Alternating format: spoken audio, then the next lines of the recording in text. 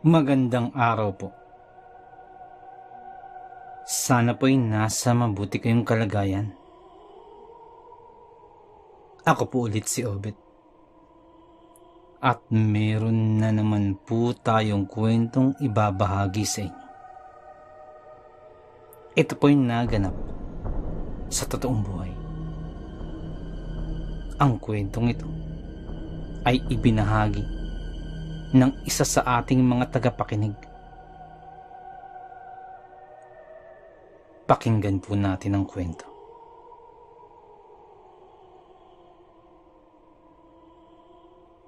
Sa isang tahimik na sitio ng Banawag, nakatira ang isang maedad na bulag na nagngangalang si Mang Sebio. Dati siyang mangangaso na sa palagi ang pananatili sa kagubatan, nalaso ng partikular na halaman na naging dahilan ng pagkawala ng kanyang paningin. Ngunit sa kabila nun, hindi iyon naging hadlang para sa kanya. Bagkus ay nagsusumikap upang maiahon ang sarili at ang kanyang apo sa pang-araw-araw. Kahit pa man sa pagkawala ng kanyang paningin, ipinagpatuloy pa rin ni Mang Sebio ang pagbebenta ng upuan na hinuhulman niya mismo, nagawa sa kawayan at ratan. Ginagabayan naman siya ng kanyang binatang apo, kung kaya't kahit papano'y maayos na nagagawa ang mga produkto. Isang hapon, nagkayayaan sina Mang Sebio at ang kanyang mga kumpare na sina Mang Solomon at Mang Renato. Inaya siya ng mga ito sa kubo, malapit sa may sapa na nasa dulo ng taniman ng palay. "Sebio, inumin mo ito!" sabi ni Mang Solomon, sabay abot ng isang basong lambanog kay Mang Sebio. "Ilang buwan na rin nung huli nating inom, ano? Nakakasabik din ng pag-iinuman nating tatlo," sabi naman ni Mang Renato na natutuwa sa muli nilang pagtitipon. Napangiti rin si Mang Sebio dahil kahit na naaagrabyado na siya, hindi pa rin siya nakakalimutan ng kanyang mga kumpare na siya ring mga kababata niya at mga matatalik ng kaibigan. Sa puntong yun, walang ibang mababanaag sa kani-kanilang muka kung hindi purong kasiyahan at tila nanunumbalik sa kanilang mga alaala ang nakaraan. Nakaraan kung kailan binata pa sila at pinagkakaguluhan ng mga babae sa kanilang lugar. "Hindi rin naman kasi may pagkakailang ang kagwapuhan nating tatlo," bigla ang sabi ni Mang Renato sa lasing niyang boses. "Pero ako ang pinakagwapo," singit naman ni Mang Solomon na nakatungo na ang ulo nito sa mesa. Dala lang naparami ng inom. "Kulubot na ang mukha mo, Solomon! Wala nang gwapo sa ating tatlo!" sagot naman ni Mang Renato at sabay tungga muli ng lambanog. Nakasandal na lang din si Mang Sebio habang nakayuko. Hirap na sa pag-angat ng ulo dahil na sa pagkahilo. Hindi naman marami ang nainom, subalit nakaramdam pa rin ng pagkahilo. 5 galon ng lambanog kasi ang naubos. Iyon pang lambanog na bahal, yung nakakalasing. Pumagit na ang mahabang katahimikan sa pagitan nilang tatlo dahil na rin sa nakaidlip na dala ng kalasingan. Ilang sandali pa, may mabibilis na mga yabag ang paunti-unting lumapit sa kanilang kinaroroonan. Ngunit bago pa man tuluyang makalapit ang nagmamay-ari ng mga yabag na yun, napamulat si Mang Sebio at napatingin sa paligid. Wala man siyang nakikita Dahil sa nawawalang paningin, ramdam naman niya ang presensya ng kung sino. Presensyang batid niyang may masamang hangarin. Dali-daling lumapat ang kanang kamay ni Mang Sebio sa kanyang tagiliran upang hawakan ang nakasukbit na itak. Hindi na maganda ang kanyang pakiramdam. Lalo lang sumasama dahil sa presensyang umaaligid. Sinubukan pa niyang gisingin ang dalawang kasama. Subalit nahulog na ang mga ito sa malalim na pagkakatulog. Sa parte ni Mang Sebio, hindi naman siya gaanong nalasing. Kaunti lamang kasi niya kumpara sa mga kasama. At nahimasmasan na rin siya dahil sa pagkaidlip. Naging alisto na siya at napapatayo ng naramdaman ang lumalakas na presensya. Sino yan?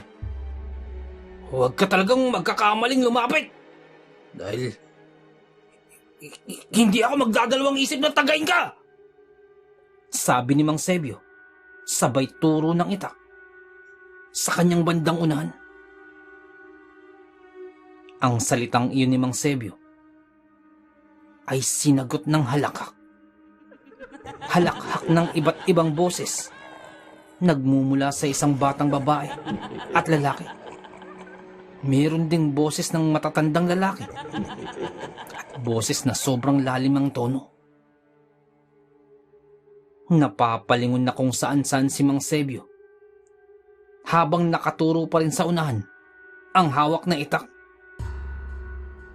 Kinakabahan na siya at nakakaramdam na rin ng takot.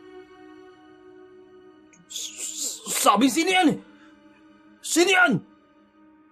Malakas na sigaw ni Mang Sebio. Subalit nagpatuloy pa rin ang halakhakan ng kung sino-sino. Ilang sandali pa, umihip ang napakalakas na hangin na halos tangayin na si Mang Sebio. Nakabibingin na rin ang ugong nito at napakapit na siya sa haligi ng kubo dahil kakaunti na lamang at tuluyan na nga siyang matatangay. Makalipas ang ilang sandali pa, ay natigil ang hangin at napalitan ng kakaibang kapaligiran. Lumalamig ang paligid na binalot ng makakapal na hamog. Mula naman sa kung saan, lumitaw ang isang malaking figura ng isang matipunong lalaki na merong hawak-hawak na malaking sibat na merong malalaking talim. Ang mga mapupulang mga mata nito ay dumiretso ang tingin sa nakatayong si Mang Sebio.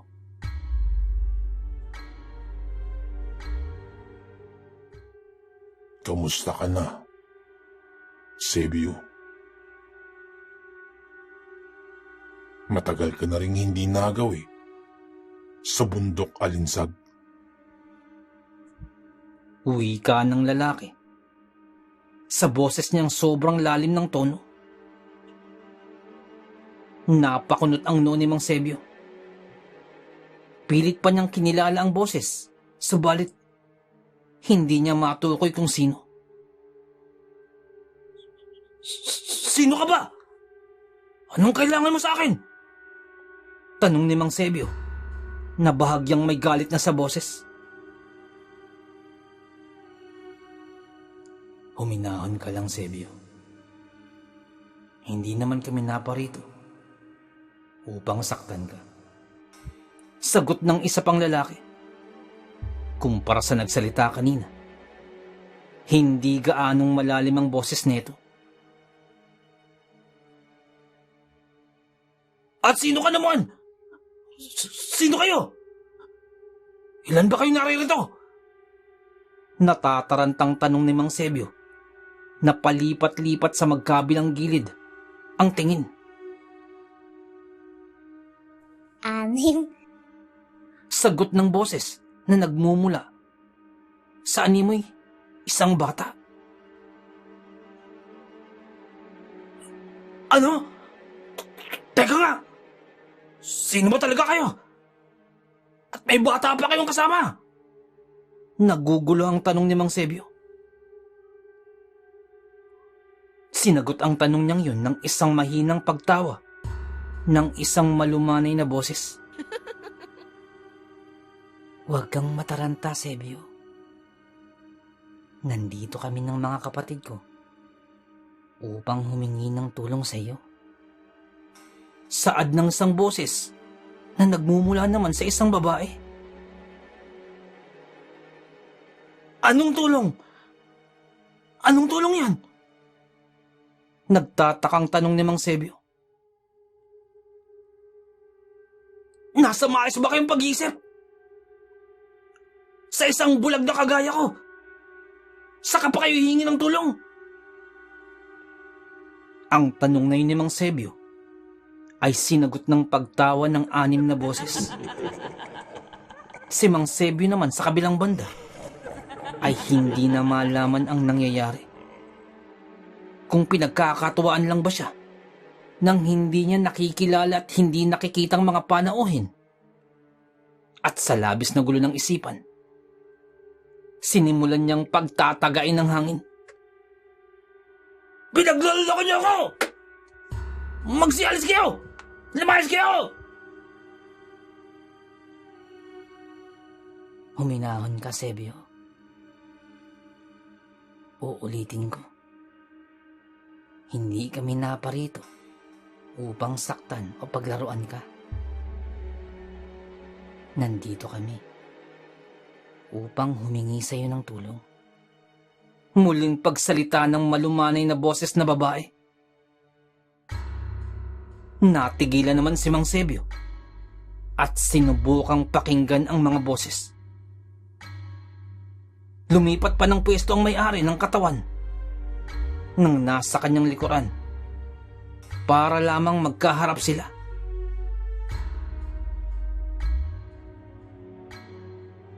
Bulag si Mang Sebio at hindi alam na nasa likuran ang hubog na kanyang kinakausap. Diretsahin niyo nga ako! Wika ni Mang Sebio.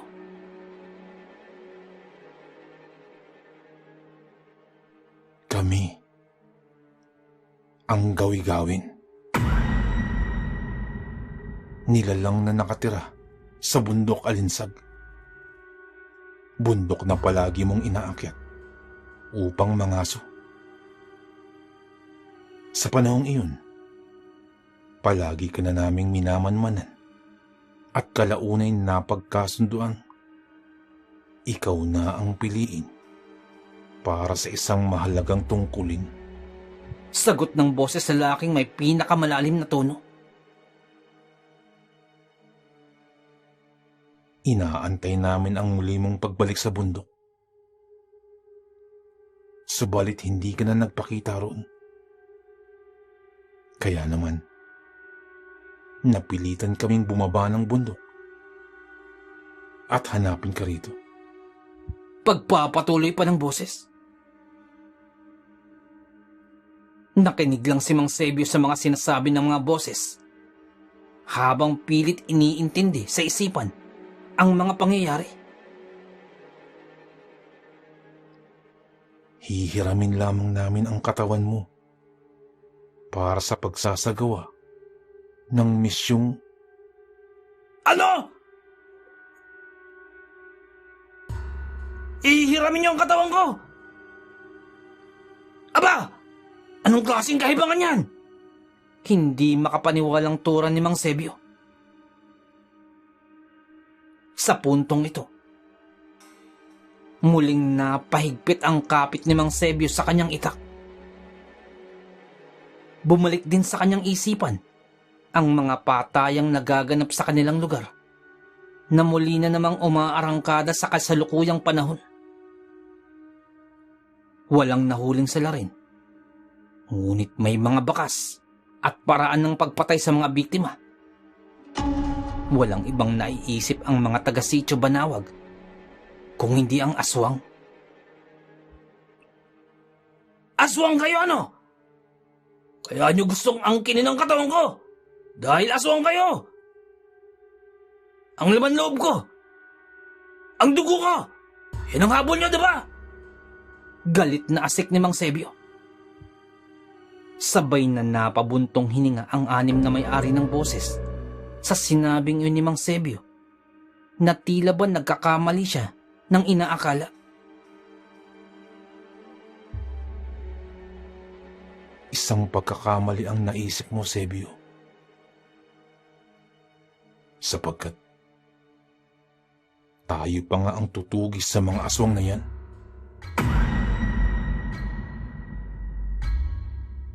Sagot ng may pinakamalalim na boses.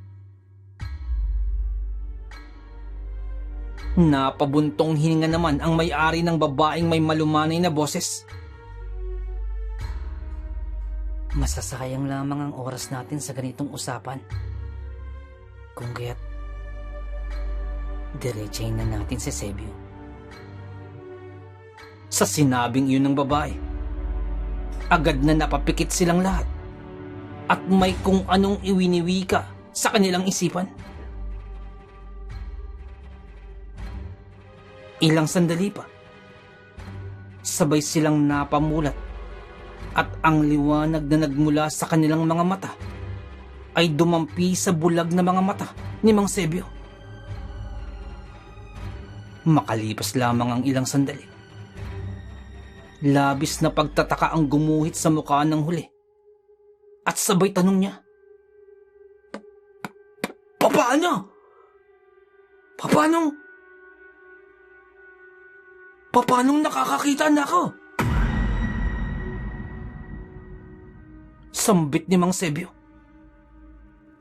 Ngunit muli rin siyang ginapang ng takot nang makita ang kaharap. Bahagya itong malaki at may katangkaran.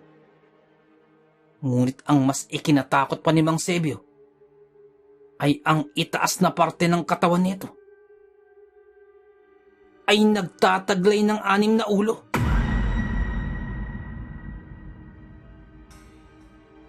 Sa madaling salita, isang katawan at 6 na ulo. Natatarantang naiharang ni Mang Sebio ang hawak na itak. Nasasamid na rin ang kanyang dila at hindi na makapagsalita dala ng takot. Dagdag pa sa kilabot ng itsura ng nilalang nakaharap. Iba't iba ang kaanyuan ng bawat ulo. May batang lalaki, may batang babae, 3 lalaking may edad na, at 1 babae. Maitim ang kanilang balat at nakabahag lamang ito. Isang matipunong katawan ng lalaki ang katawan at merong naglalaki ang borloloy sa bawat leeg. Kwintas na ang nakasabit ay malilit na bungo ng tao at meron ding sa hayop.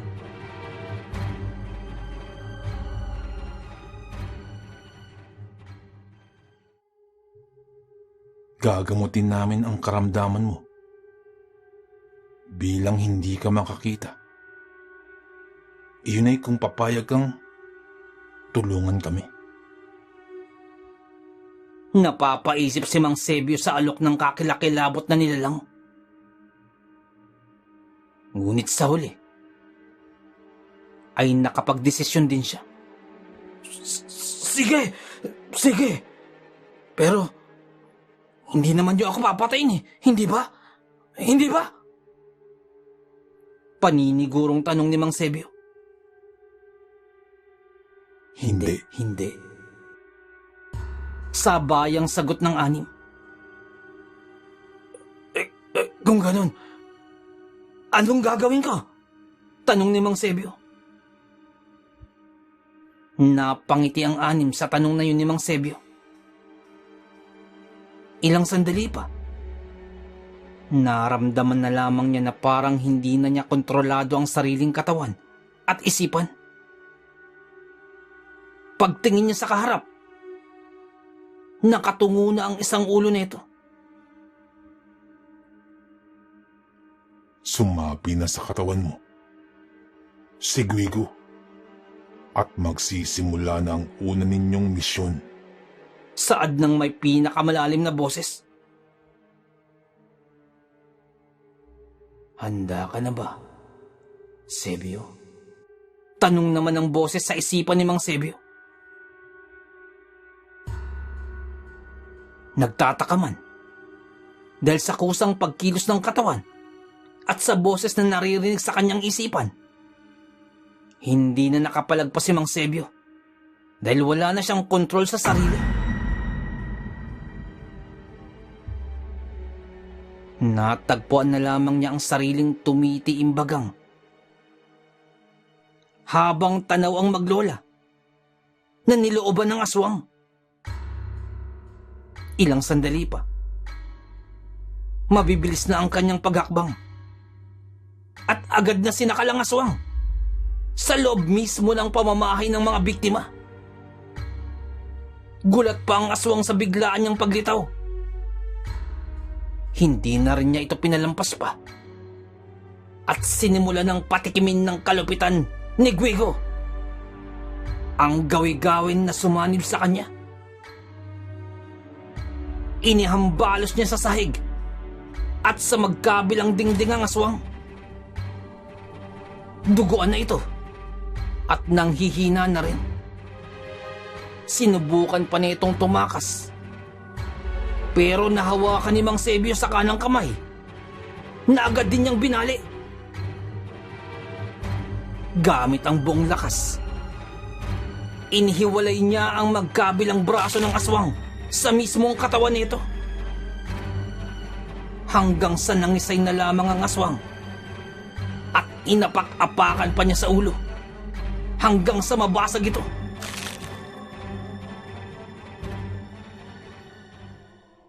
Maraming salamat, Iho! Maraming salamat! Wika ng matanda habang yakap-yakap ang kanyang mga apo na nanginginig sa takot. Walang anuman po, Lola. Sagot ni Mang Sebio. At nagmamadali na itong umalis. Bumalik si Mang Sebio sa kubo kung saan nag-aantay ang gawi-gawin. Pagdating nila ron, doon lamang kumalas sa kanyang katawan si Guigo. Labis-labis pa ang paghabol ni Mang Sebio ng kanyang hininga at paulit-ulit na hinahampas ang dibdib dahil pakiramdam niya ay para na siyang nasasakal. Masasanay ka rin, Sebio. Salamat sa iyo. Dahil napagtagumpayan namin ang misyon sa gabing ito. Masyado ng malalim ang gabi. At kami ay magpapaalam na.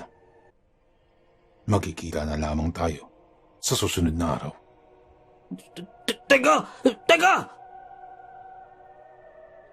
Ngunit hindi na naabutan pa ni Mang Sebio dahil biglang nawala ang gawi-gawin. Napapaupo na lamang siya sa lupa at napapaisip sa mga nangyayari. Hindi nagtagal, dumating ang kanyang apo na si Ronnie. Sinusundo na siya. Kung kaya't napaayos naman bigla si Mang Sebio. Lo, naparami yata ang inom niyo at nakasalampak na kayo riyan sa lupa, sabi ni Ronnie. At dahan-dahan siyang inalalayan. Nag-abala ka pang pumunta rito, apo. Kaya ko namang umuwi mag-isa. Nang biglang natigilan siya dahil may napansin. Nawala na ang kanyang paningin. Bakit po, Lo? Tanong ni Ronnie.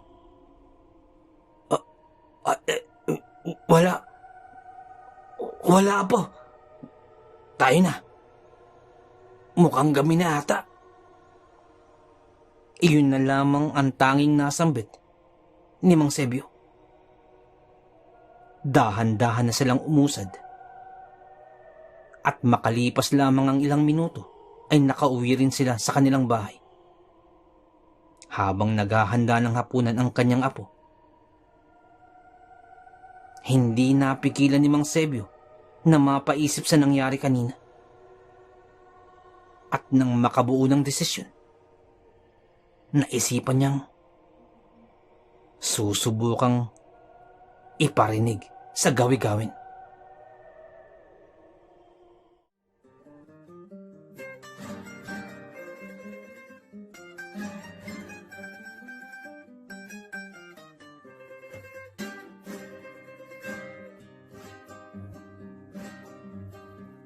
Nais ko lamang pong magpasalamat sa lahat po ng sumusuporta sa ating channel, sa lahat po ng ating tagapakinig, sa lahat po ng ating mga subscribers, sa lahat po ng ating mga silent listeners, sa lahat po ng ating mga OFW listeners sa buong mundo po. Maraming salamat po.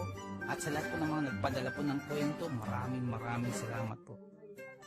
At kung hindi rin po kalabisan, hindi po, please don't skip ads po. Napakalaking bagay po nito sa amin.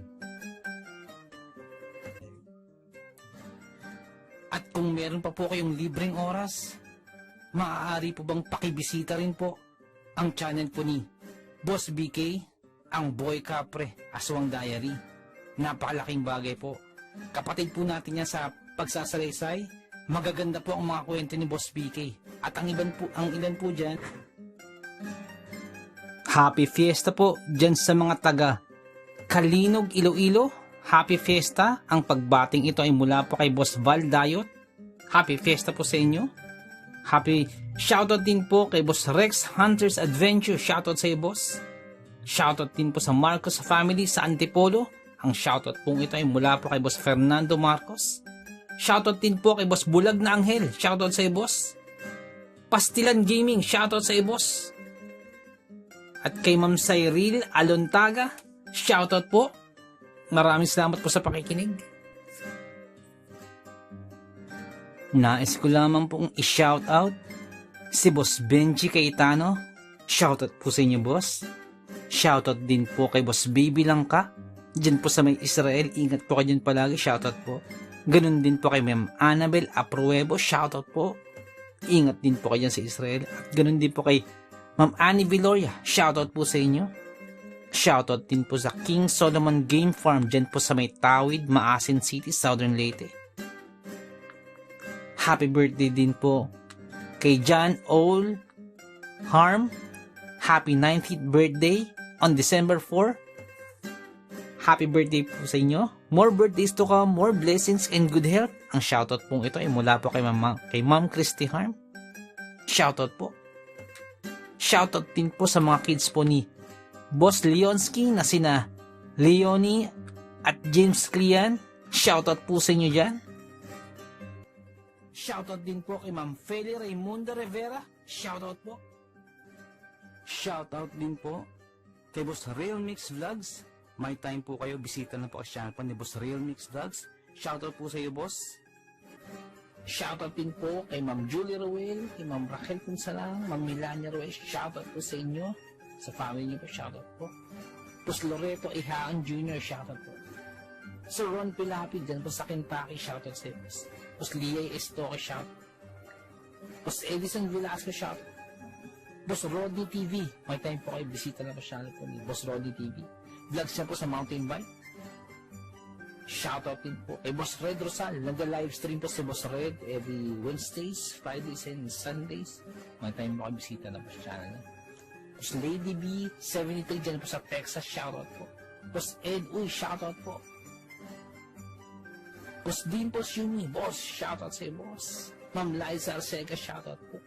Ma'am Ivy Standian, shoutout po. Boss Rochelle Abiliar, may time po kayo, bisita na po sa channel po. Rochelle Abiliar po. Ma'am Melanie Passion, shoutout. Ma'am Milagrosa Look, shoutout. Boss Nonoyski, shoutout sa iyo, boss.